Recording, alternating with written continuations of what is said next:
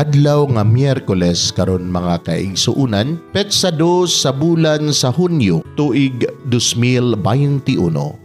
Ang pagbasa kinutlo gikan sa Ebanghelyo sumala ni San Marcos, kapitulo 12, bersikulo 18 ngadto sa 27. Unya may mga Saduceo nga miduol kang Jesus. Mao kini sila ang nag-ingon nga dili mabanhaw ang mga patay. Miingon sila, magtutudlo, gisulat ni Moises kining balaura, kung mamatay ang usa ka tawo ug magbilin siyag asawa apan walay anak, ang iyang igsuon kinahanglang mga asawa sa byuda aron sila manganak alang sa namatay.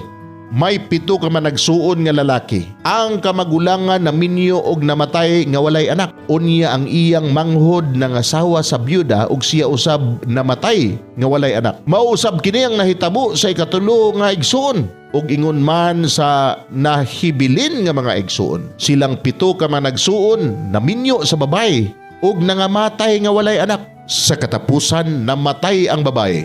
Karon sa adlaw nga banhaw na ang mga patay. Kang kinsa man siyang asawa nga silang 7 nakapangasawa man kaniya. Si Jesus mitubag, pagkasayop ninyo.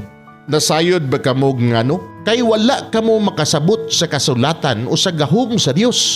Kay kun ang mga patay banhaw na, mahisama sila sa mga anghel sa langit nga dili na magminyuay ang mga lalaki ug ang mga babae. Dugang paniini, bahin sa mga patay nga banhawon. Wala ba kamo makabasa sa basahon nga gisulat ni Moises mahitungod sa sampinit nga nagdilaab? Kay didto nahisulat nga miingon ang Dios kang Moises, ako mao ang Dios ni Abraham, ang Dios ni Isaac, ug ang Dios ni Jacob. Sa ato pa, siya mao ang Dios sa mga buhi, dili sa mga patay. Busa, nasayop kamo.